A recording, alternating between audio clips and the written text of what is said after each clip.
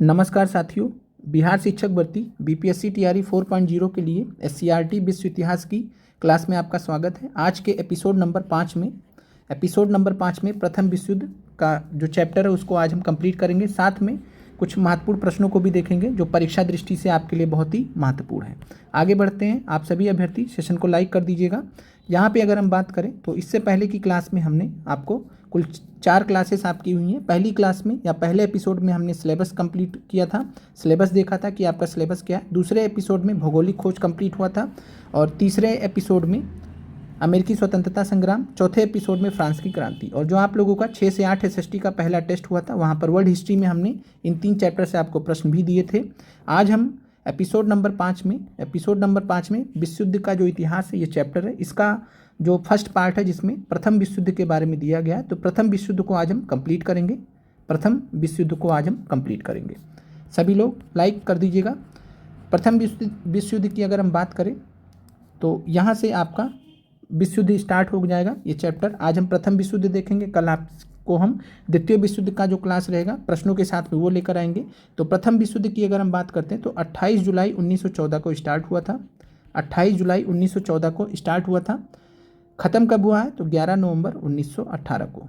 तो 28 जुलाई 1914 को प्रथम विश्व युद्ध प्रारंभ हुआ और 11 नवंबर 1918 को प्रथम विश्व युद्ध समाप्त हुआ। 2 तिथियां जो आपको ध्यान रखना है।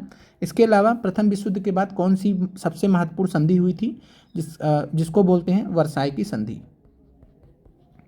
वर्साई की संधि बोलते हैं। और वर्साई की संधि कब हुई थी तो वर्साई की संधि हुई थी 28 जून 1919, याद रखिएगा। चलिए अब बात करें प्रथम विश्व युद्ध की। तो प्रथम विश्व युद्ध किनके बीच में लड़ा गया था। तो प्रथम विश्व युद्ध जो था वो 2 गुट थे जो आपके सीआरटी में दिए गए हैं, जिसमें एक था ट्रिपल एतांत। 2 ग्रुप थे जिनमें से एक का नाम था ट्रिपल एतांत, इंग्लिश में ट्रिपल एंटेट बोलते हैं। और दूसरा ग्रुप था ट्रिपल अलायंस, जो आपके सीआरटी में नाम दिया गया वही हम यूज़ कर रहे हैं। बाकी वैसे आप अलग जगह देखेंगे तो ट्रिपल एतांत वाले ग्रुप को मित्र राष्ट्र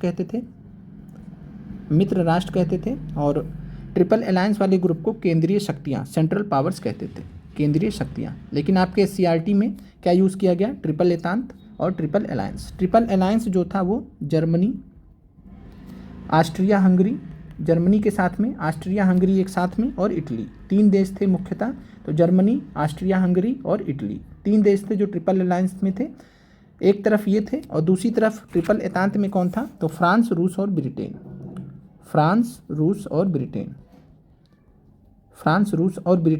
तो एक तरफ फ्रांस, रूस और ब्रिटेन थे, दूसरी तरफ ट्रिपल अलायंस में जर्मनी, ऑस्ट्रिया हंगरी और इटली थे। इन्हीं के बीच में प्रथम विश्व युद्ध लड़ा गया था। साथ में ट्रिपल एतांत को बाद में ज्वाइन किया था अमेरिका ने।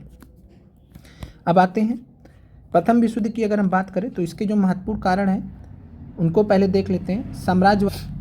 पहला यहाँ पर है साम्राज्यवादी प्रतिस्पर्धा। तो साम्राज्यवादी प्रतिस्पर्धा की अगर हम बात करें तो 1850 में जब औद्योगिक क्रांति शुरू हुई तो औद्योगिक क्रांति शुरू होने के पश्चात जो महत्वपूर्ण देश थे यूरोप में, उनके बीच में एक प्रतिस्पर्धा स्टार्ट हो गई कि अब हम औद्योगिक विकास करेंगे अपना। और 1914 तक जर्मनी औद्योगिक क्षेत्र में काफ़ी प्रगति कर चुका था। ब्रिटेन और फ्रांस को भी काफ़ी पीछे छोड़ चुका था। जर्मनी को औद्योगिकरण होने के बाद कच्चे माल और तैयार माल के लिए बाजार की आवश्यकता भी थी। लेकिन एशिया और अफ्रीका के अधिकांश हिस्से किसके बीच में बटे हुए थे तो आपको मालूम है कि एशिया, अगर भारत की बात करें तो भारत किसके अधीन था, ब्रिटिश सरकार के अधीन था। तो कुल मिलाकर जितने भी यूरोपीय देश थे, फ्रांस की बात कर लें तो फ्रांस हुए, ब्रिटेन हुए, इन सब के बीच में आपस में बटे हुए थे मुख्यतः। और जर्मनी का जब आप देखते हैं 1914 के डेट में, तब आप देखते हैं कि जर्मनी के पास में कोई जो है उपनिवेश बहुत बड़े पैमाने पर नहीं है जहाँ से जर्मनी अपना विस्तार कर सके। तो यहाँ से आप जर्मनी को साम्राज्यवाद का सूझ रहा है। और इस परिस्थिति में जर्मन साम्राज्यवादियों ने क्या किया तो जर्मन साम्राज्यवादियों ने पतनशील तुर्की साम्राज्य की अर्थव्यवस्था पर अपना नियंत्रण करना चाहा। तो उस समय तुर्की जो साम्राज्य था उसकी अर्थव्यवस्था डाउन चल रही थी, पतन उसका चल रहा था। और इस पर इन्होंने सोचा कि कंट्रोल करते हैं और कंट्रोल करने के बाद इसको अपना साम्राज्य के अधीन कर लेंगे। इसके लिए जर्मनी ने तुर्की के सुल्तान से बर्लिन से बगदाद तक रेलवे लाइन बिछाने की योजना पर स्वीकृति चाहिए। ध्यान रखिएगा कि जर्मनी ने तुर्की के जो सुल्तान थे उनसे बर्लिन से बगदाद तक, बर्लिन यानी कि जर्मनी, तो बर्लिन से लेकर बगदाद तक रेलवे लाइन बिछाने की योजना की स्वीकृति चाहिए। जर्मनी की इस योजना का फ्रांस और रूस ने विरोध किया। क्यों विरोध किया? क्योंकि इससे जर्मनी का साम्राज्यवाद बढ़ता, जर्मनी मजबूत होता। फ्रांस और रूस ने इस वजह से इसका विरोध किया। फिर इसके बाद अमेरिका भी अगर बात करें तो 19वीं शताब्दी के अंत तक अमेरिका भी एक शक्तिशाली राष्ट्र के रूप में उभर कर आ चुका था और व्यापार की स्वतंत्रता बनाए रखने में दिलचस्पी ले रहा था। दूसरी ताकत के उभरने से उसके हितों को भी खतरा था। फिर यहाँ पर बात करते हैं, एक कारण तो हो गया साम्राज्यवाद, साम्राज्यवाद चल रहा है, साम्राज्यवाद और साथ में औद्योगिक विकास। औद्योगिक विकास हो जाने के बाद साम्राज्यवाद चल रहा है, जर्मनी को साम्राज्य अपना बढ़ाना है, यह आपका पहला कारण हो गया। दूसरा कारण है उग्र राष्ट्रवाद। उग्र राष्ट्रवाद की अगर हम बात करें तो 19वीं शताब्दी के उत्तरार्ध तक यूरोप के देशों में राष्ट्रीयता का संचार उग्र रूप से होने लगा था। समान जाति, धर्म और भाषा, ऐतिहासिक परंपरा के लोग एक साथ मिलकर अलग देश का निर्माण करने चाह रहे थे। तुर्की साम्राज्य और ऑस्ट्रिया हंगरी में अधिकांश निवासी स्लाव जाति के थे। तो ध्यान रखिएगा, तुर्की साम्राज्य और ऑस्ट्रिया हंगरी में अधिकांश निवासी किस जाति के थे? स्लाव जाति के थे। उन लोगों ने सर्व स्लाव आंदोलन की शुरुआत की। तो ध्यान रखिएगा, कौन सा आंदोलन शुरू किया गया था? तो सर्व स्लाव आंदोलन शुरू किया गया था, जो कि इस सिद्धांत पर आधारित था कि यूरोप के सभी स्लाव जाति के लोग जो हैं वो एक ही राष्ट्र हैं। इससे ऑस्ट्रिया हंगरी का रूस के साथ में संबंध कटु बना दिया, यानी ऑस्ट्रिया हंगरी का रूस के साथ में संबंध कटु हो गया। इस तरीके से सर्व जर्मन आंदोलन शुरू हुआ। इसी के जैसे सर्व स्लाव आंदोलन शुरू हुआ ऑस्ट्रिया हंगरी और तुर्की के लिए, वैसे ही जर्मनी के लिए सर्व जर्मन आंदोलन शुरू हुआ, जिसका लक्ष्य बाल्कन प्रायद्वीप में जर्मन साम्राज्य का विस्तार था। तो सर्व जर्मन आंदोलन शुरू करने का लक्ष्य क्या था? बाल्कन प्रायद्वीप में जर्मन साम्राज्य का विस्तार। इस प्रकार उग्र राष्ट्रवाद ने यूरोप के देशों के आपसी संबंध को तनावग्रस्त बना दिया। तो दूसरा कारण आपका प्रथम विश्व युद्ध का हो गया उग्र राष्ट्रवाद। फिर तीसरा कारण था सैन्यवाद। सैन्यवाद की बात है कि यहाँ पर सब अपनी अपनी सेना को मजबूत करना चाह रहे थे। फ्रांस, जर्मनी आदि प्रमुख यूरोपीय देश अपनी राष्ट्रीय आय का लगभग 85%, देखिए बहुत बड़ा अमाउंट होता है कि 85% सैनिक तैयारियों पर व्यय कर रहे थे। फिर बात करते हैं 1912 में जर्मनी ने एम्परेटर नाम का एक जहाज बनाया था। तो आपसे पूछा जा सकता है कि 1912 में किस देश ने जहाज बनाया था एम्परेटर नाम का? तो एम्परेटर नाम का जो जहाज है वो जर्मनी ने बनाया था। वो उस समय का सबसे बड़ा जहाज था। इस प्रकार जर्मनी इंग्लैंड के बाद दूसरा शक्तिशाली राष्ट्र बन चुका था। तो जर्मनी की महत्वाकांक्षा भी बढ़ रही थी, इंग्लैंड के बाद दूसरा शक्तिशाली राष्ट्र भी बन गया था। औद्योगिकरण भी जर्मनी में चरम पे था। इसके बाद का जो है नंबर आया गुटों के निर्माण का। अब युद्ध करने के लिए गुट भी बनने चाहिए। तो गुटों में के निर्माण का बात करें तो यूरोप में गुटबंदी के जो जन्मदाता थे कौन थे? तो यूरोप में गुटबंदी के जो जन्मदाता थे जर्मनी के चांसलर बिस्मार्क। तो जर्मनी के चांसलर बिस्मार्क को यूरोप में गुटबंदी का जन्मदाता कहा जाता है। ध्यान रखिएगा, महत्वपूर्ण है। फिर बात करते हैं 1879 में ऑस्ट्रिया के साथ में द्वैध संधि किया इन्होंने। 1882 में त्रिगुट ट्रिपल अलायंस बना। तो ध्यान रखिएगा, त्रिगुट या ट्रिपल अलायंस, जिससे जर्मनी, ऑस्ट्रिया हंगरी और इटली शामिल हुए, या त्रिगुट बिस्मार्क ने फ्रांस के विरुद्ध बनाया था। तो ध्यान रखिएगा कि त्रिगुट अलायंस किसने बनाया था? तो बनाया था जर्मनी के चांसलर बिस्मार्क ने। और त्रिगुट अलायंस में या ट्रिपल अलायंस में शामिल कौन हुआ था? तो जर्मनी, ऑस्ट्रिया हंगरी एक साथ और इटली, 3 देश यहाँ पर शामिल हुए थे। यह त्रिगुट बिस्मार्क ने फ्रांस के विरुद्ध बनाया था। यह इसमें इटली की जो विश्वसनीयता थी उतनी अच्छी नहीं थी, संदिग्ध थी। अब हम बात करते हैं, अब त्रिगुट एक साइड से बन गया। जब एक तरफ जर्मनी, ऑस्ट्रिया हंगरी और इटली एक हो गए तो दूसरी तरफ इस त्रिगुट के विरोध में फ्रांस, रूस और ब्रिटेन एक हो गए। तो फ्रांस, रूस और ब्रिटेन ने 1907, वर्ष याद रखिएगा, 1907 में 1882 में ट्रिपल अलायंस बना। 1907 में एक त्रिदेशीय संधि हुई जिसको हम ट्रिपल अलायंस या ट्रिपल एतांत कहते हैं। तो ट्रिपल एतांत या ट्रिपल एंटेट कहते हैं त्रिदेशीय संधि। तो दोनों आपको यहाँ पर ध्यान रखना, एक तरफ त्रिगुट triple alliance Germany, Austria Hungary, Italy, दूसरी तरफ है त्रिदेशीय संधि ट्रिपल एतांत, किसके बीच में? फ्रांस, रूस और ब्रिटेन के बीच में। और दोनों तरफ से जब गुट तैयार हो गए तो युद्ध की जो तैयारियां थी वो अपनी चरम पे आने लगी। फिर यहाँ पर घटनाक्रम, कुछ महत्वपूर्ण घटनाक्रम हो रहे थे जो बार बार प्रथम विश्व युद्ध की तरफ ढकेल रही थी विश्व को। जैसे कि 1914 में प्रारंभ हुए प्रथम विश्व युद्ध के पूर्व के वर्षों में इस तरह की घटनाएं घटित हो रही थी, जैसे कि मोरक्को का प्रश्न हो या बाल्कन प्रायद्वीप का, ये सभी युद्ध को निकट लाने का कार्य कर रहे थे। 1911 में फ्रांस ने मोरक्को के अधिकांश भाग पर अधिकार कर लिया। 1904 में ऑस्ट्रिया ने तुर्की पर अधिकार जमा लिया। तो इन सब घटनाओं से हो क्या रहा था, प्रथम विश्व युद्ध की तरफ दुनिया जा रही थी। जर्मनी का चांसलर जो बिस्मार्क था वो फ्रांस को पंगु बना देना चाहता था, इतना कमजोर कर देना चाहता था। और इसने क्या किया था, फ्रांस के धनी प्रदेश अल्सेक और लॉरेन, ध्यान रखिएगा अल्सास और लॉरेन फ्रांस के सबसे धनी प्रदेश थे, और अल्सेस और लॉरेन पर कब्जा कर लिया था जर्मनी के चांसलर बिस्मार्क ने। फिर यहाँ पर बात करते हैं युद्ध की शुरुआत कैसे हुई। तो कारण आपको समझ में आ गए, जो प्रमुख कारण थे। प्रमुख कारण हमने देखा प्रथम विश्व युद्ध का साम्राज्यवादी प्रतिस्पर्धा, फिर उग्र राष्ट्रवाद, सबको अपने अपना जाति के हिसाब से अपना सब लोग चला रहे हैं, फिर गुटों का निर्माण हो रहा है, फिर घटनाक्रम कुछ ऐसी हो रही हैं जिसमें सब एक दूसरे पर कब्जा करना चाह रहे हैं, साम्राज्यवाद बढ़ रहा है। फिर आता है युद्ध की शुरुआत कैसे हुई, तात्कालिक कारण। तो युद्ध की शुरुआत एक मामूली घटना से हुई। अगर संपूर्ण यूरोप गुटों में ना बटा होता तो शायद यह घटना नहीं हो पाती। कब हुआ था, तो 28 जून 1914 को, डेट याद रखिएगा 28 जून 1914 को आर्क ड्यूक फर्नांडीज की बोस्निया की राजधानी साराजेवो में हत्या हो गई। तो यहाँ पे आपको सारे फैक्ट्स याद रखने हैं। डेट क्या था, 28 जून 1914। किसकी हत्या हुई, आर्क ड्यूक फर्डिनेंड की। तो आर्क ड्यूक फर्डिनेंड की हत्या हुई थी, कहाँ पर हुई थी, बोस्निया की राजधानी साराजेवो में। तो साराजेवो और बोस्निया भी याद रखना है।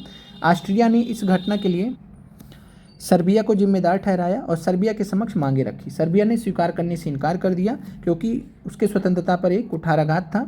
28 जुलाई 1914 को ऑस्ट्रिया ने सर्बिया के खिलाफ युद्ध की घोषणा कर दी। यही 28 जुलाई 1914 जब ऑस्ट्रिया ने सर्बिया के खिलाफ युद्ध की घोषणा कर दी तो प्रथम विश्व युद्ध शुरुआत हो गया। प्रथम विश्व युद्ध शुरुआत हो गया। इसके बाद क्या हुआ, जर्मनी ने 1 अगस्त 1914 को रूस और 3 अगस्त 1914 को फ्रांस के खिलाफ युद्ध की घोषणा कर दी। तो ये भी डेट याद रखिएगा कि प्रथम विश्व युद्ध के दौरान जर्मनी ने रूस के खिलाफ युद्ध की घोषणा कब की, तो 1 अगस्त 1914। फ्रांस के खिलाफ युद्ध की घोषणा कब की, 2 दिन बाद 3 अगस्त 1914। फ्रांस पर दबाव डालने के लिए जर्मन सेनाएं 4 अगस्त को बेल्जियम में घुस गई। उसी दिन ब्रिटेन ने जर्मनी के खिलाफ युद्ध की घोषणा कर दी। इस प्रकार से जो युद्ध था विश्व युद्ध के रूप में कन्वर्ट होने लगा। जापान ने क्या किया, जापान सुदूर पूर्व में जर्मनी के उपनिवेश हथियाने के उद्देश्य से जर्मनी के खिलाफ युद्ध की घोषणा कर दिया। जापान का कोई विशेष रोल नहीं था, लेकिन देखा कि जर्मनी युद्ध में उलझा हुआ है तो यहाँ पर इसने जर्मनी के खिलाफ युद्ध की घोषणा कर दी ताकि जो जर्मनी के उपनिवेश सुदूर पूर्व में है उस पर कब्जा कर सके। तुर्की और बुल्गारिया जर्मनी की तरफ हो गए। त्रिगुट का सदस्य होने के बावजूद इटली कुछ समय तक तटस्थ रहा था। अंततः वह जर्मनी और ऑस्ट्रिया हंगरी के खिलाफ युद्ध में शामिल हुआ। इस प्रकार आर्क ड्यूक फर्डिनेंड की हत्या युद्ध के तात्कालिक कारण के रूप में सामने आया। तो तात्कालिक कारण क्या था प्रथम विश्व युद्ध का, आर्क ड्यूक फर्डिनेंड की हत्या। आर्क ड्यूक फर्डिनेंड की हत्या किसने की थी, तो याद रखिएगा गैब्रिलो प्रिंसेप। गैब्रिलो प्रिंसेप नाम का एक नौजवान था। गैब्रिलो प्रिंसिप नाम का एक नौजवान था। और गैब्रिलो प्रिंसिप नाम का जो नौजवान था ये एक संगठन से जुड़ा था जिसका नाम था ब्लैक हैंड। ब्लैक हैंड याद रखिएगा, ब्लैक हैंड। और ब्लैक हैंड का जो संस्था था इसी संस्था से जुड़ा था गैब्रिलो प्रिंसेप, और इसी ने हत्या की थी आर्कड्यूक फर्डिनेंड की। युद्ध का अंत और शांति संधियाँ। 1917 में एक महत्वपूर्ण और घटना घटती है, और वो घटना क्या थी, रूस का युद्ध से अलग हो जाना। रूस के 6 लाख से अधिक सैनिक मारे जा चुके थे, अर्थव्यवस्था दयनीय हो गई थी। तो फिर क्या हुआ, मार्च 1918 में रूस जर्मनी में एक शांति संधि हुई और रूस युद्ध से पूर्णतः अलग हो गया। तो इस प्रकार मार्च 1918 में रूस जर्मनी के बीच में एक शांति संधि हुई और रूस युद्ध से पूर्णतः अलग हो गया। तो मार्च 1918 में जो संधि हुई थी इसके बारे में अभी हम आगे देखेंगे प्रश्न में कि उस संधि का क्या नाम था। फिर यहाँ पर बात करते हैं आगे की जो घटना है, जर्मनी के यू नौका नामक पनडुब्बियों ने ब्रिटिश बंदरगाह की तरफ जाने वाले जहाज़ों को डुबोना शुरू किया, जिसे लुसुतानिया नामक जहाज़ को डुबोने से अमेरिका में प्रतिक्रिया हुई। लुसुतानिया नामक जो जहाज़ था वो ब्रिटेन का जहाज़ था और इससे क्या हुआ, अमेरिका में प्रतिक्रिया हुई और इससे अमेरिकी नागरिक सवार थे, और इसमें अमेरिकी नागरिक सवार होने की वजह से जो है अमेरिका भी अब युद्ध में कूद रहा है। अमेरिका को मना करने पर भी जब जर्मनी ने अपनी कार्रवाई नहीं रोकी तो अमेरिका ने मना किया। जब जर्मनी ने अपनी कार्रवाई नहीं रोकी तब अमेरिका ने 6 अप्रैल 1917 को जर्मनी के विरुद्ध युद्ध की घोषणा कर दी। तो आपको ये भी डेट याद रखना है कि अमेरिका ने जर्मनी के विरुद्ध युद्ध की घोषणा कब की और युद्ध में आ गया प्रथम विश्व युद्ध में, तो 6 अप्रैल 1917। अमेरिका के युद्ध में शामिल होने से युद्ध की स्थिति ही बदल गई। एक तरफ रूस पीछे हटा, लेकिन दूसरी तरफ अमेरिका भी जो है जर्मनी के विरोध में आ गया, तो इससे स्थिति ही बदल गई। जुलाई 1918 में ब्रिटेन, फ्रांस और अमेरिका ने, अब रूस तो हट गया, तो ब्रिटेन फ्रांस के साथ में कौन आ गया? अमेरिका आ गया। संयुक्त सैन्य अभियान स्टार्ट कर दिया। जर्मनी और उसके सहयोगी देशों की हार होने लगी, क्योंकि अमेरिका नया नया आया था, उसके पास पूरा एक तरोताज़ा पूरा एक युद्ध का पूरा सामान था, पूरी सेना थी और पूरी तरीके से मजबूती के साथ में यहाँ पर जो जर्मनी और उसके सहयोगी देश हैं उनकी हार होने लगी। बुल्गारिया सितंबर में युद्ध से अलग हो गया, हालत ख़राब हो गई। अक्टूबर में तुर्की ने भी आत्मसमर्पण कर दिया, और ये सब किसके साथ में थे? जर्मनी के साथ में। 3 नवंबर 1918 को ऑस्ट्रिया तथा हंगरी के सम्राट ने भी आत्मसमर्पण कर दिया। जर्मनी में एक क्रांति फूट पड़ी, जर्मनी एक गणराज्य बन गया। लगातार युद्ध हो रहा था, जर्मनी का भी नुकसान हो रहा था, तो जर्मनी में क्रांति फूट पड़ी और जर्मनी एक गणराज्य बन गया। जर्मन सम्राट कौन थे? कैसर विलियम द्वितीय। पलायन कर हालैंड चले गए, और जो गणराज्य बना इसमें कौन सा संविधान लागू हुआ था? तो उसका नाम है वाइमर संविधान। वाइमर संविधान लागू हुआ था जर्मनी में। फिर बात करते हैं 11 नवंबर 1918 को युद्ध विराम संधि पर हस्ताक्षर किए गए और युद्ध समाप्त हुआ। तो युद्ध कब समाप्त हुआ? 11 नवंबर 1918 को। फिर युद्ध समाप्त होने के पश्चात क्या हुआ? अमेरिका के राष्ट्रपति थे उस समय वुडरो विल्सन। ध्यान रखिएगा, वुडरो विल्सन ने जनवरी 1918 में शांति का एक कार्यक्रम प्रस्तुत किया, जो 14 सूत्रीय के नाम से प्रस्तुत हुआ। तो 14 सूत्रीय कार्यक्रम किसने प्रस्तुत किया? युद्ध के समाप्त होने के पश्चात शांति के लिए राष्ट्रपति, अमेरिका के राष्ट्रपति वुडरो विल्सन ने। तो वुडरो विल्सन ने 14 सूत्रीय जो है कार्यक्रम लेके आए, शांति कार्यक्रम लेके आए। इससे राज्यों के बीच में खुली बातचीत चलाना, जहाज रानी की स्वतंत्रता, जहाज रानी मतलब जो जल में या समंदर में जो भी जहाज़ें वगैरह चलेंगी, हथियारों की कमी, बेल्जियम की स्वतंत्रता, फ्रांस को अल्सेस और लॉरेन की वापसी जो जर्मनी ने कब्जा कर लिया था, यूरोप के स्वतंत्र राज्यों की स्थापना, सभी राज्यों की स्वतंत्रता की जमानत के लिए अंतर्राष्ट्रीय संगठन, ध्यान रखिएगा, अंतर्राष्ट्रीय संगठन की स्थापना जैसी बातें शामिल थी। तो यहाँ पर जो शांति कार्यक्रम था उसके मुख्य उद्देश्य क्या थे?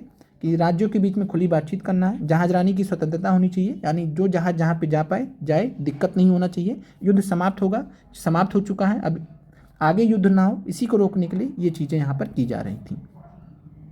वर्साय की संधि की बात करें तो वर्साय की संधि जनवरी और जून 1919 के बीच में विजयी शक्ति, जिनको हम मित्र राष्ट्र कहते हैं, तो मित्र राष्ट्र में अमेरिका भी आ गया था, अमेरिका को मिला लीजिए तब मित्र राष्ट्र बनता है, का एक सम्मेलन पेरिस के उपनगर वर्साय में हुआ और फिर पेरिस में हुआ। हालांकि इस सम्मेलन में 27 देश भाग ले रहे थे, लेकिन 3 देश ब्रिटेन, फ्रांस और अमेरिका, ब्रिटेन रूस तो हट चुका था, तो ब्रिटेन, फ्रांस और अमेरिका निर्णायक भूमिका निभा रहे थे। अमेरिका के राष्ट्रपति वुडरो विल्सन, ब्रिटेन के प्रधानमंत्री लॉयड जॉर्ज, याद रखिएगा, फ्रांस के प्रधानमंत्री थे जॉर्ज क्लीमेंसू, यही 3 प्रमुख व्यक्ति थे। यानी कि चूँकि जो जीतेगा उसी की बात सुनी जाएगी। तो विजयी शक्तियाँ मित्र राष्ट्र जिनको बोला गया, मित्र राष्ट्र में कौन कौन थे? ब्रिटेन, फ्रांस और अमेरिका। और राष्ट्रपति वुडरो विल्सन अमेरिका के, ब्रिटेन के प्रधानमंत्री लॉयड जॉर्ज और फ्रांस के प्रधानमंत्री कौन थे? तो जॉर्ज क्लीमेंसू, यही 3 महत्वपूर्ण व्यक्ति थे। और जो पराजित राष्ट्र थे जैसे कि जर्मनी, कोई महत्व ही नहीं दिया गया। रूस को भी इस शांति संधि प्रक्रिया से बाहर रखा गया कि काहे लास्ट में बाहर हो गए थे, 1917 में धोखा देके चले गए थे। तो मुख्य संधि जर्मनी के साथ में 28 जून 1919 को हुई। तो ध्यान रखिएगा, जो मुख्य जो जर्मनी के साथ हुई है 28 जून 1919 को, इसी को हम वर्साय की संधि कहते हैं। क्लियर है? फिर है पराजित जर्मनी को संधि पर हस्ताक्षर करने के लिए मजबूर किया गया। संधि में जर्मनी को युद्ध का जिम्मेदार बताया गया कि जितना भी जिम्मेदारी है सब जर्मनी का बनता है, इसलिए जो नुकसान हुआ है जर्मनी उठाएगा, जर्मनी उसकी भरपाई करेगा। फ्रांस को जो अल्सास लॉरेन का जो क्षेत्र है जो जर्मनी ने, बिस्मार्क ने कब्जा लिया था, उसको वापस किया गया। जर्मनी की सार क्षेत्र की, ध्यान रखिएगा, सार क्षेत्र की कोयला खदानों को 15 वर्ष के लिए फ्रांस को दे दिया गया। तो जर्मनी की सार क्षेत्र की जो कोयला खदान है 15 साल के लिए फ्रांस को दे दिया गया। इसका प्रशासन राष्ट्र संघ के अधीन कर दिया गया। राष्ट्र संघ के बारे में भी बात करेंगे। राष्ट्र संघ का मतलब यहाँ पर लीग ऑफ नेशन से है। किससे है? लीग ऑफ नेशन से है। अभी यूनाइटेड नेशंस नहीं बना है, लीग ऑफ नेशंस अभी बना, तो लीग ऑफ नेशंस के लिए भी राष्ट्र संघ का शब्द का प्रयोग करते हैं। तो यहाँ पर राष्ट्र संघ यानी कि लीग ऑफ नेशंस। जर्मनी को अपने युद्ध पूर्व क्षेत्र का कुछ भाग डेनमार्क, बेल्जियम, पोलैंड और चेकोस्लोवाकिया को भी देना पड़ा था। राइन नदी की घाटी क्षेत्र को सेना रहित करने का फैसला किया गया। राइन नदी की घाटी जो जर्मनी में पड़ती थी, सेना रहित करने का फैसला किया गया। संधि के तहत जर्मनी की सेना 1 लाख तक सीमित कर दी गई। वायुसेना और पनडुब्बियां रखने के अधिकार छीन लिए गए। तो इस प्रकार से जर्मनी के ऊपर बहुत सारे प्रतिबंध लगा दिए गए। जर्मनी के जो जीते हुए उपनिवेश थे उसको मित्र राष्ट्र या विजित राष्ट्र ने आपस में बांट लिए। फिर यहाँ पर बात करते हैं, युद्ध में मित्र राष्ट्रों को जो हानि और क्षति हुई थी उसका हर्जाना भी जर्मनी को भरना था। इसके लिए 6 अरब 10 करोड़ पाउंड की भारी भरकम रकम निश्चित की गई थी। तो कितना अमाउंट था ये भी आपको याद रखना है। कितना जर्मनी के ऊपर हर्जाना भरना पड़ा था जर्मनी को? 6 अरब 10 करोड़ पाउंड की रकम निश्चित की गई थी। फिर यहाँ पर बात करते हैं, इन शांति संधियों का एक प्रमुख अंग था, वो था राष्ट्र संघ लीग ऑफ नेशंस का प्रशन विदा। अमेरिका के राष्ट्रपति वुडरो विल्सन के 14 सूत्रीय सिद्धांत में इसकी चर्चा थी। इसके उद्देश्य थे शांति और सुरक्षा बनाए रखना, अंतर्राष्ट्रीय झगड़ों का शांतिपूर्ण निपटारा करना, सदस्य देशों को युद्ध का सहारा न लेने के लिए बाध्य करना। तो लीग ऑफ नेशंस के जनक किसको कहा जाता है? तो लीग ऑफ नेशंस के जनक हैं राष्ट्रपति वुडरो विल्सन। ये भी ध्यान रखना है। 14 सूत्रीय सिद्धांत में लीग ऑफ नेशंस राष्ट्र संघ की बात की गई थी। युद्ध में शांति संधियों के परिणाम की बात करें तो यहाँ पर बर्बादी नेक्स्ट लेवल पे थी। विभिन्न अनुमानों के अनुसार 45 करोड़ लोग इस युद्ध से प्रभावित हुए थे। लड़ाई में या अन्यथा मरने वालों की संख्या 90 लाख बतलाई जाती है, जो युद्ध में भाग लेने वालों की संख्या का लगभग 7वां भाग है। तो जितने पार्टिसिपेट किए तो उसका 1/7 भाग लोग मारे गए। फिर यहाँ पर द्वितीय विश्व युद्ध की पृष्ठभूमि है, जो हम कल के क्लास में कवर करेंगे। अब हम आते हैं प्रश्नों पर। जो महत्वपूर्ण प्रश्न हैं उनको हम देख लेते हैं एक एक करके, जिससे आपका रिवीजन हो जाए। चलिए, पहला प्रश्न आपके सामने है, यूरोप में गुटबंदी का जन्मदाता किसे कहा जाता है? ऑप्शन आपके सामने है, नेपोलियन, बिस्मार्क, मेजनी। तो यूरोप में गुटबंदी का जन्मदाता किसे कहा जाता है? तो राइट आंसर है बिस्मार्क। तो यूरोप में गुटबंदी का जो जन्मदाता है, जर्मनी के चांसलर थे ये, जर्मनी के चांसलर बिस्मार्क को माना जाता है। अगला प्रश्न है, 1882 में बिस्मार्क ने फ्रांस के विरुद्ध त्रिगुट बनाया था, जिसको हम यहाँ पर सही कर लीजिएगा, त्रिगुट को हम ट्रिपल एंटेट कहते हैं, अलायंस नहीं कहते हैं। तो त्रिगुट जो था उसका नाम था ट्रिपल एंटेट या ट्रिपल एतांत। तो जो ट्रिपल एतांत बनाया था उसमें कौन से देश शामिल थे? फ्रांस, रूस और Britain, Germany, Austria, Hungary, Italy, America, रूस, ब्रिटेन। तो 1882 में बिस्मार्क ने फ्रांस के विरुद्ध जो त्रिगुट बनाया था, ट्रिपल एतांत या ट्रिपल एंटेट बनाया था, इसको सही कर लीजिएगा। तो ट्रिपल एंटेट या ट्रिपल एतांत बनाया था, उसमें कौन कौन से शामिल थे? तो जर्मनी, ऑस्ट्रिया और हंगरी और साथ में इटली। तो यहाँ पर आंसर आपका बी हो जाएगा। बाकी इसको जो है अलायंस कट करके यहाँ पे कर लीजिएगा, एंटेट, हिंदी में एतांत कहते हैं। अगला प्रश्न है, बिस्मार्क के त्रिगुट। यहाँ पर इस प्रश्न में वापस से आते हैं और एक बार स्टार्टिंग में जो हमने बताया है उसको आप एक बार चेक कर लीजिएगा, ये सही है। यहाँ पर 1882 में बिस्मार्क ने फ्रांस के विरुद्ध एक त्रिगुट बनाया था, जिसको ट्रिपल अलायंस कहा जाता है, एंटेट नहीं कहा जाता। तो ध्यान रखिएगा, ट्रिपल अलायंस ही था। और स्टार्टिंग में एक बार आप चेक कर लीजिएगा, ट्रिपल अलायंस 1882 में जो बना था वो ट्रिपल अलायंस था, जिसमें कौन से देश शामिल थे? तो इसमें शामिल थे जर्मनिया, ऑस्ट्रिया और हंगरी, जर्मनी, ऑस्ट्रिया और इटली। तो ये चीज़ सही कर लीजिएगा। 1882 में बिस्मार्क ने फ्रांस के विरुद्ध त्रिगुट ट्रिपल अलायंस जो बनाया था, जर्मनी, ऑस्ट्रिया, हंगरी और इटली के बीच में था। फिर अगला प्रश्न है, बिस्मार्क के त्रिगुट ट्रिपल अलायंस के विरोध में किन देशों ने 1907 में एक त्रिदेशीय संधि ट्रिपल एंटेट बनाया था? तो त्रिदेशीय संधि को ट्रिपल एंटेट कहा जाता है। तो ट्रिपल एंटेट या ट्रिपल एतांत किसके बीच में बना था? तो ये बना था फ्रांस, रूस और ब्रिटेन के बीच में। तो ये कन्फ्यूजन था, थोड़ा सा सही कर लीजिएगा इसको। तो ट्रिपल एंटेट किसने बनाया था? फ्रांस, रूस और ब्रिटेन ने। अगला प्रश्न है, प्रथम विश्व युद्ध 1914-18 का तत्कालिक कारण क्या था? पहला ऑप्शन है, जर्मनी द्वारा फ्रांस के अल्सास और लॉरेन प्रदेश पर अधिकार करना, ऑस्ट्रिया के आर्क ड्यूक फर्डिनेंड की बोस्निया की राजधानी साराजेवो में हत्या करना, 1904 में ऑस्ट्रिया का तुर्की पर अधिकार। क्या कारण था तात्कालिक? तो तात्कालिक कारण था ऑस्ट्रिया के आर्क ड्यूक फर्डिनेंड की बोस्निया की राजधानी साराजेवो में हत्या। तो 58 प्रश्न का आंसर बी हो जाएगा। अगला प्रश्न है, प्रथम विश्व युद्ध की समाप्ति के बाद वर्साय की संधि कब हुई थी? तो वर्साय की संधि कब हुई थी? 28 जून 1918, 11 नवंबर 1918 को तो विश्व युद्ध समाप्त होता है। वर्साय की संधि कब हुई थी? 28 जून 1919। तो 59 प्रश्न का आंसर यहाँ पर सी हो जाएगा, 28 जून 1919।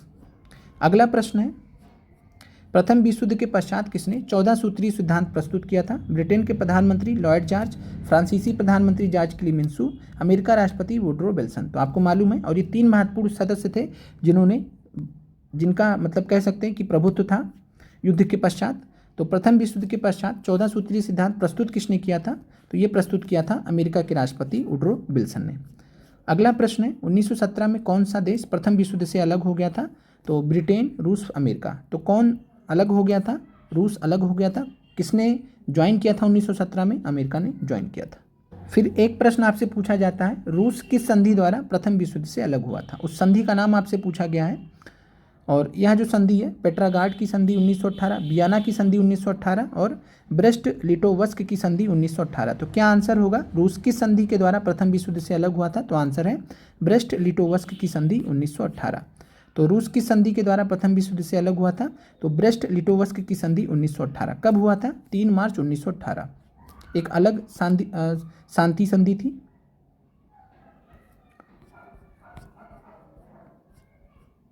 अगला प्रश्न है, ऑस्ट्रिया के राजकुमार आर्क ड्यूक फर्डिनेंड की हत्या कब हुई थी? 28 जून 1915, 28 जून 1914, 25 जून 1914। तो किस डेट में इनकी हत्या हुई थी? तो ऑस्ट्रिया के राजकुमार की हत्या हुई थी 28 जून 1914, जो कि तत्कालिक कारण बना प्रथम विश्व युद्ध का। अगला प्रश्न है, धुरी राष्ट्रों में से किस राष्ट्र ने सबसे पहले आत्मसमर्पण किया था? जो दो धुरी राष्ट्र थे, एक तरफ मित्र राष्ट्र थे और मित्र राष्ट्र के अपोजिट में जर्मनी के नेतृत्व में धुरी राष्ट्र थे। तो धुरी राष्ट्र की बात करें तो किसने सबसे पहले आत्मसमर्पण किया था? इटली, जर्मनी, ऑस्ट्रिया, तुर्की। किसने किया था? तो राइट आंसर यहाँ पर इटली। तो ध्यान रखिएगा, इटली ने सबसे पहले आत्मसमर्पण किया था, लेट में ज्वाइन भी किया और सबसे पहले आत्मसमर्पण भी कर दिया था। अगला प्रश्न है, कैसर विलियम द्वितीय कहाँ का सम्राट था? इंग्लैंड, जर्मनी, रूस, ऑस्ट्रिया। हमने देखा था कि कैसर विलियम द्वितीय भाग गया था, जर्मनी में क्रांति हुई और कैसर विलियम द्वितीय जो सम्राट था वो भाग गया था। तो आंसर यहाँ पे आपका 8वें प्रश्न का है जर्मनी। अगला प्रश्न है, सर्वसलाव आंदोलन को किस राष्ट्र ने बढ़ावा दिया? जर्मनी ने, फ्रांस ने, ब्रिटेन ने, रूस ने। क्या आंसर होगा? सर्वसलाव आंदोलन को किसने बढ़ावा दिया था? तो ये बढ़ावा दिया था रूस ने। तो सर्वसलाव आंदोलन को किस राष्ट्र ने बढ़ावा दिया? तो ये बढ़ावा दिया रूस ने। जर्मनी की बात करें तो जर्मनी ने सर्व जर्मन आंदोलन स्टार्ट किया था। फिर अगला प्रश्न है, आर्क ड्यूक फ्रांसिस फर्डिनेंड की हत्या में किसका हाथ था? तो यहाँ पर बात करें तो निहिलिस्ट के नाम से भी जाने जाते हैं। बाकी जो संगठन का नाम था वो था ब्लैक हैंड। संगठन का जो नाम था वो था ब्लैक हैंड। और जो नाम था जिसने हत्या की थी उसका नाम था गैब्रिलो प्रिंसेप। तो गैब्रिलो प्रिंसेप ने हत्या की थी। अगला प्रश्न है, प्रथम विश्व युद्ध में सबसे बाद में कौन से राष्ट्र सम्मिलित हुआ था?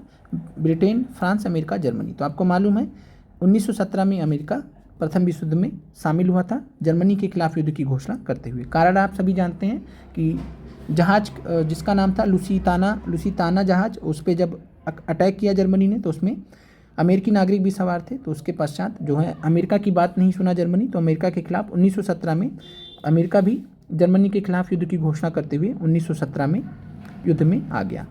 तो आंसर यहाँ पर 11 का सी हो जाएगा। अगला प्रश्न है, बर्लिन की दीवार किस देश को 2 भाग में बांटती है, विभक्त करती है? तो जर्मनी, जापान, रूस, चीन। तो आंसर आप सभी जानते हैं कि बर्लिन की जो दीवार हो जर्मनी को 2 भाग में विभक्त करती है। वाइमर गणतंत्र की स्थापना कहाँ हुई थी? तो वाइमर गणतंत्र की स्थापना जर्मनी में हुई थी क्रांति होने के पश्चात प्रथम विश्व युद्ध के बाद। फिर है, और इसी वाइमर गणतंत्र की बात करें तो इसी वाइमर गणतंत्र का जो संविधान है जिसको हम वाइमर संविधान बोलते हैं, तो वाइमर संविधान जर्मनी का, इसी से आपातकालीन जो उपबंध हैं भारतीय संविधान में वो लिए गए हैं। अगला प्रश्न है, निम्नलिखित में से किस संधि को आरोपित संधि कहते हैं? आरोपित संधि का मतलब है जो जबरदस्ती लाद दी गई हो। तो आप सभी को मालूम है कि वर्साय की संधि जो कि कब हुई थी? 28 जून 1919 को। तो 28 जून 1919 को वर्साय की संधि हुई थी, इसको हम आरोपित संधि कहते हैं। जबरदस्त मतलब कह सकते हैं कि जबरदस्ती जर्मनी के ऊपर ये संधि लाद दी गई, तमाम तरीके के जो हर्जाने थे लगा दिए गए। राष्ट्रसंघ का जन्मदाता किसे माना जाता है? तो बताइए, लीग ऑफ नेशंस राष्ट्र संघ का जन्मदाता किसे माना जाता है? तो यूनाइटेड नेशंस, संयुक्त राष्ट्र अलग है, राष्ट्र संघ अलग है। तो वुडरो विल्सन यहाँ पे राइट आंसर हो जाएंगे, अमेरिका के राष्ट्रपति। 14 सूत्रीय जो सिद्धांत लेके आए थे उसमें राष्ट्रसंघ की बात की गई थी। प्रथम विश्व युद्ध की समाप्ति कब हुई थी? तो 11 नवंबर 1918 को। अगला प्रश्न है, द्वितीय विश्व युद्ध के बाद पूर्वी जर्मनी को किसके संरक्षण में रखा गया था? तो पूर्वी जर्मनी की अगर बात करें तो रूस के बगल में था, तो इसीलिए रूस के पास में रखा गया। फिर प्रश्न है, इम्परेटर क्या था? तो हमने देखा था इम्परेटर क्या था, जर्मनी का बड़ा जहाज था जो 1912 में जर्मनी ने बना लिया था, सबसे शक्तिशाली जहाज था। फिर बात करते हैं वर्साय की संधि कब हुई? तो वर्साय की संधि कब हुई है? ट्रीटी ऑफ वर्सेल्स, तो ये हुई है 28 जून 1919 को। वर्साई की संधि के द्वारा अल्सेस लॉरेन प्रदेश किसको वापस दिया गया था? तो अल्सेस और लॉरेन प्रदेश वर्साई की संधि के बाद फ्रांस को वापस मिल गए। फ्रांस के ही भाग थे, जर्मनी ने कब्जा कर लिया था, वापस से वर्साई की संधि के बाद फ्रांस को वापस मिल गए। तो ये आपके जो प्रश्न है वो ख़त्म होते हैं। कमेंट कीजिएगा क्लास आपको कैसी लगी। कल आपका जो है वर्ल्ड हिस्ट्री का नेक्स्ट क्लास आएगा, जिसमें आपको द्वितीय विश्व युद्ध भी कवर कराया जाएगा और साथ में कुछ महत्वपूर्ण प्रश्नों को भी हम देखेंगे। उम्मीद करते हैं कि क्लास आपको आज की अच्छी लगी होगी। मिलते हैं आपसे कल, और 9 बजे ही कल आपकी क्लास संभव कोशिश होगी कि 9 बजे आपको कल भी क्लास हम दे पाएँ।